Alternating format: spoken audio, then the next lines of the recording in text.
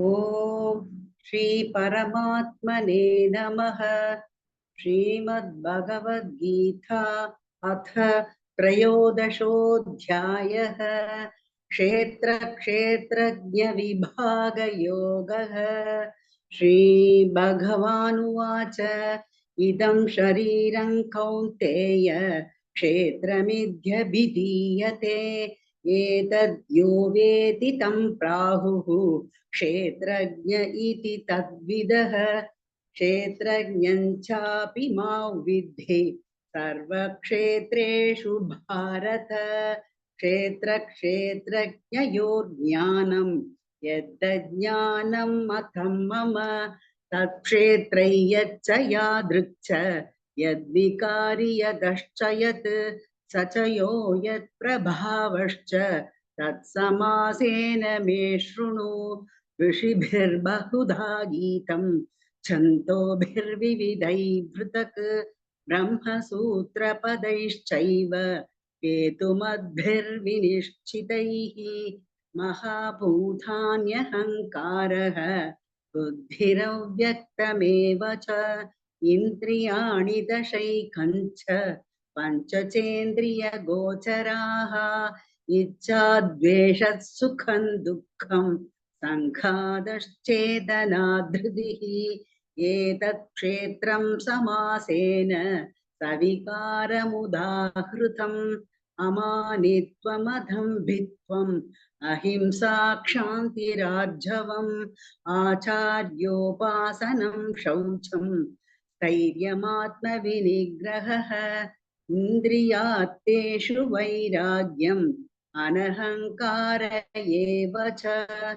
जन्म मृत्यु जरा व्याधि दुःख दोषानुदर्शनम् असक्तिरनभिष्वङ्गः पुत्रधार गृहादिषु नित्यं च समचित्तत्वम् इष्टानिष्टोपपत्तिषु मयि चान्यन्य योगेन भक्तिरव्यभिचारिणी विविक्तदेशसेवित्वम् अरतिर्जनसंसदि अध्यात्मज्ञाननित्यत्वम् तत्त्वज्ञानार्थदर्शनम् एतज्ज्ञानमिति प्रोक्तम् अज्ञानै यततोऽन्यथा ज्ञेयै यत्तत् प्रवक्ष्यामि यज्ञात्वामृतमश्नुते अनादिमत्परं ब्रह्म न सत्तन्नासदुच्यते सर्वतः पाणिपादं तत् सर्वतोक्षिशिरोमुखं सर्वतः श्रुतिमल्लोके सर्वमावृत्य तिष्ठति सर्वेन्द्रियगुणाभासं सर्वेन्द्रियविवर्जितम् असक्तं सर्वभृच्चैव निर्गुणं गुणभोक्तृ च बहिरन्तश्च भूतानाम् अचरञ्चरमेव च सूक्ष्मत्वात् तदविज्ञेयं दूरस्थञ्चान्तिके च तत् अविभक्तं च भूतेषु विभक्तमिव च स्थितं भूतभर्तृ च तज्ज्ञेयं प्रजिष्णु प्रभविष्णु च ज्योतिषामपि तज्ज्योतिः तमसः परमुच्यते ज्ञानं ज्ञेयं ज्ञानगम्यं हृदिः सर्वस्य विष्ठितम् इति क्षेत्रं तथा ज्ञानं ज्ञेयं चोक्तं समासतः मद्भक्त एतत् विज्ञाय मद्भावायोपपद्यते प्रकृतिं पुरुषं चैव विद्यानाति उभावपि विकारांश्च गुणांश्चैव विद्धिः प्रकृतिसम्भवान् कार्यकारणकर्तृत्वे हेतु प्रकृतिरुच्यते पुरुषः सुखदुःखानां भोक्तृत्वे हेतुरुच्यते पुरुष प्रकृतिस्थो हि भुङ्क्ते प्रकृतिजान् गुणान् कारणं गुणसङ्गोऽस्य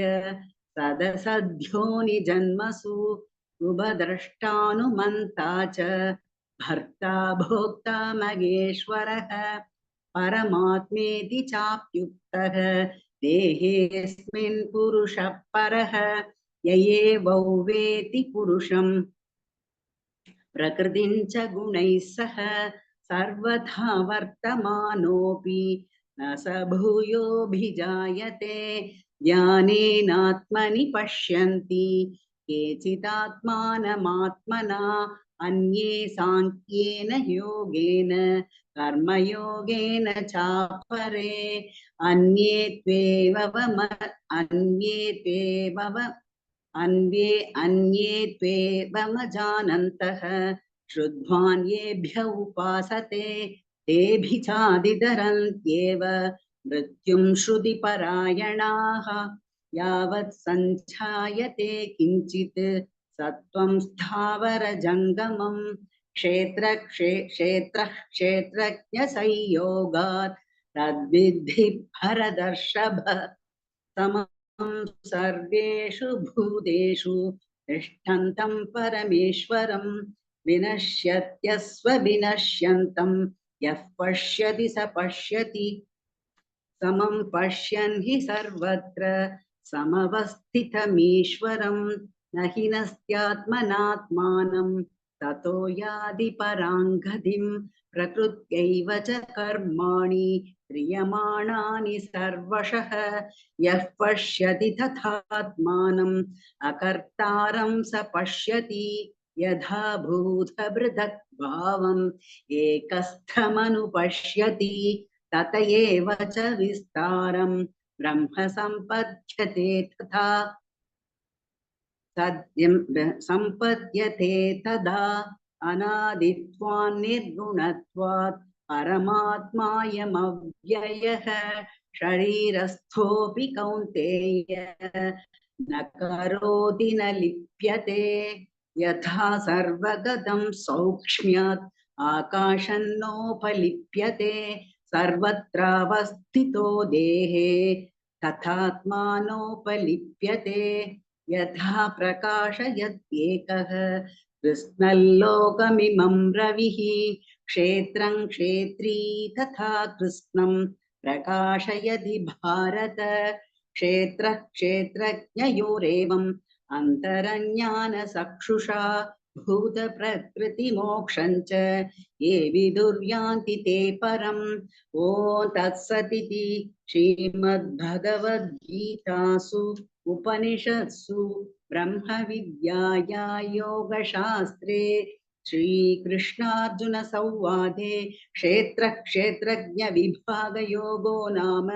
त्रयोदशोऽध्यायः। ॐ श्री परमात्मने नमः। श्रीमद्भगवद्गीता अथ चतुर्दशोऽध्यायः गुणत्रयविभागयोगः।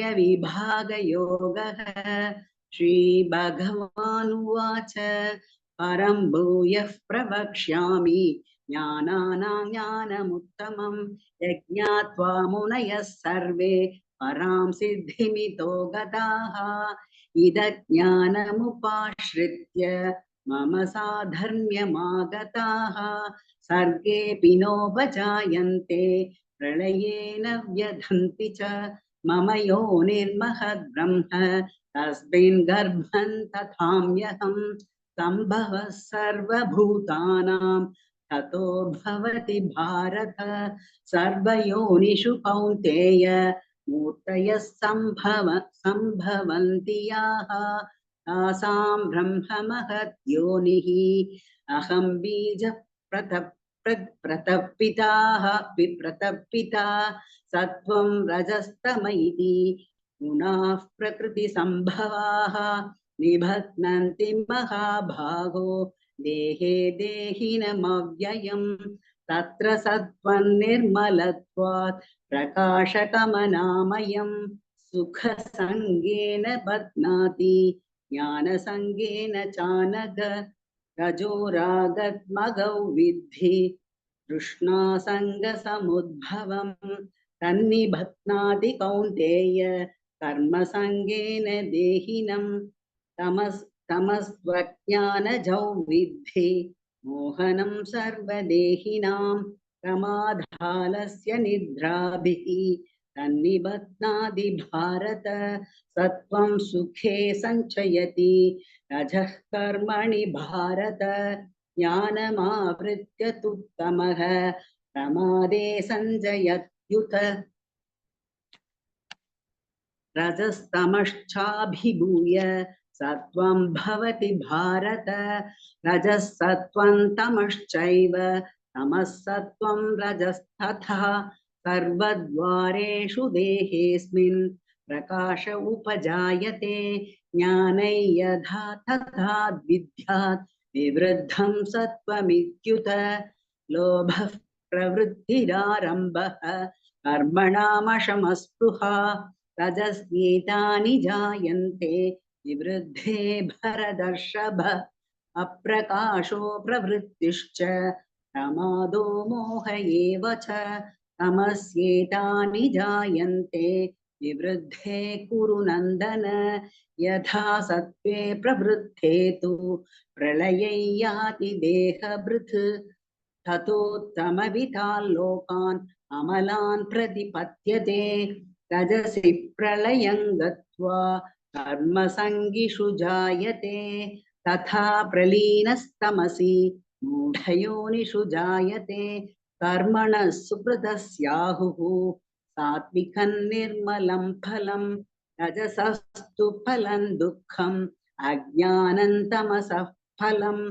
सत्त्वात् सञ्जायते ज्ञानं रजसो लोभ एव च प्रमादमोहौ तमसः भवतो ज्ञानमेव च ऊर्ध्वं गच्छन्ति सत्त्वस्थाः मध्ये तिष्ठन्ति राजसाः जघन्यगुणस्मृद्धिस्ताः अधो गच्छन्ति तामसाः ज्ञान्यं गुणेभ्यः कर्तारं यथा द्रष्टानुपश्यति गुणेभ्यश्च परौ वेति मद्भावं सोऽधिगच्छति गुणानेतानतीत्यत्रीन् देही देहसमुद्भवान् जन्म मृत्युजरा दुःखैः विमुक्तो मृतमश्नुते अर्जुन उवाच कैर्लिङ्गैस्त्रीन् गुणानेतान् अतीतो भवति प्रभो हिमाचार कथञ्चैतान् त्रीन् गुणानातिवर्तते श्रीभगवानुवाच प्रकाशञ्च प्रवृत्तिञ्च मोहमेव च पाण्डव न द्वेष्टि सम्प्रवृत्तानि न निवृत्तानि काङ्क्षति उदासीनवदासीनः मुनिर्यो न विचाल्यते गुणा वर्तन्त इत्येव योऽवतिष्ठति नेङ्गते समदुःखसुखस्वस्थः समलोष्टाश्मकाञ्चनः तुल्यप्रिया प्रियो धीरः तुल्यनिन्दात्मसंस्तुतिः मानापमानयोस्तुल्यः तुल्यो मित्रारिपक्षयोः सर्वारम्भपरित्यागी गुणातीतः स उच्यते माञ्चयो व्यभिचारेण भक्तियोगेन सेवते सगुणान् समतीत्यैतान् ब्रह्मभूयाय कल्पते ब्रह्मणो हि प्रतिष्ठाहम् अमृतस्याव्ययस्य च शाश्वतस्य च धर्मस्य सुखस्यैकान्तिकस्य च ॐ तत्सदिति श्रीमद्भगवद्गीतासु उपनिषत्सु ब्रह्मविद्याया योगशास्त्रे श्रीकृष्णार्जुनसंवादे गुणत्रयविभागयोगो नाम चतुर्दशोऽध्यायः। ओम श्री परमात्मने नमः। श्रीमद्भगवद्गीता अथ पंचदशोऽध्यायः पुरुषोत्तमयोगः। श्रीभगवानुवाच ऊर्ध्वमूलमतः शाखम् अश्वत्थं प्राहुरव्ययम् छन्दांसि यस्य पर्णानि यस्तौ वेद स वेदवित् अधश्चोर्ध्वं प्रसृतास्तस्य शाखाः गुणः प्रवृद्धा विषयप्रवालाः अधश्च मूलान्यनुसन्ततानि कर्मानुबन्धीनि मनुष्यलोके न रूपमस्येह तथोपलभ्यते नान्तो न चाधिर्न च सम्प्रतिष्ठा अश्वत्थमेनं सुविरूढमूलम् असङ्गशस्त्रेण दृढेन चित्वा ततः पदं तत्परिमार्गितव्यम् यस्मिन् गधा न निवर्तन्ति भूयः तमेव चाद्यं पुरुषं प्रपद्ये यतः प्रवृत्तिः प्रसृता पुराणी निर्माणमोहाजितसङ्गदोषाः अध्यात्मनिद्या विनिवृत्तकामाः द्वन्द्वैर्विमुक्ताः सुखदुःखसंज्ञैः गच्छन्त्यमूढाः पदमव्ययं तत् न तद्भासयते सूर्यः न शशाङ्को न पावकः यद्गत्वा न निवर्तन्ते तद्धाम परमं मम ममैवांशो जीवलोके जीवभूतः सनातनः मनः षष्ठानीन्द्रियाणि प्रकृतिस्थानि कर्षति शरीरै यदवाप्नोति यच्चाभ्युत्क्रामतीश्वरः गृहीत्वैतानि संयाति वायुर्गन्धानि वाशयात् श्रोत्रं चक्षुस्पर्शनं च रसनं घ्राणमेव च अधिष्ठाय मनश्चायं विषयानुपसेवते उत्क्रामन्तं स्थितौ वापि भुञ्जानौ वा गुणान्वितं विमूढानानुपश्यन्ति पश्यन्ति ज्ञानचक्षुषः यतन्तो योगिनश्चैनं पश्यन्त्यात्मन्यवस्थितं यतन्तोऽभ्यकृतात्मानः नैनं पश्यन्त्यचेतसः यदादित्यगतं तेजः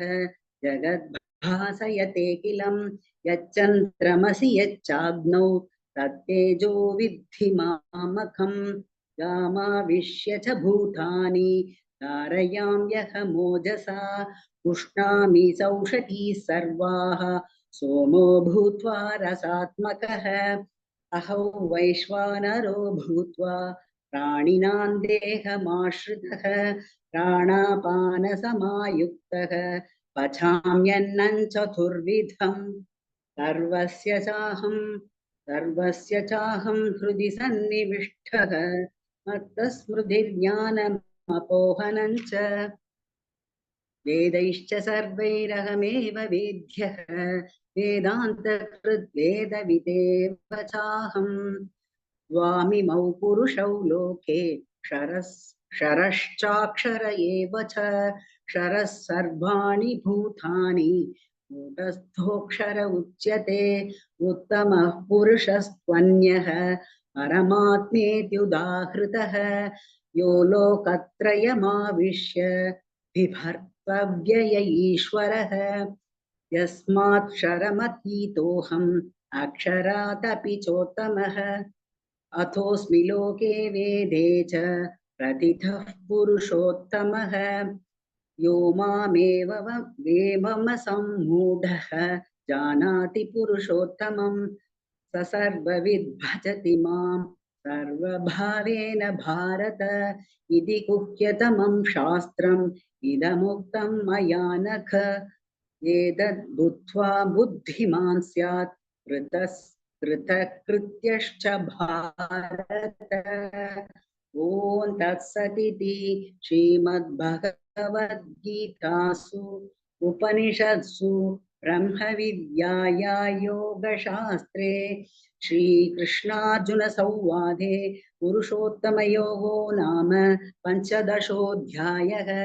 सर्वधर्मान् परित्यज्य मामेकं शरणौ व्रज अहं त्वा सर्वपापेभ्यः मोक्षयिष्यामि मा शुचः।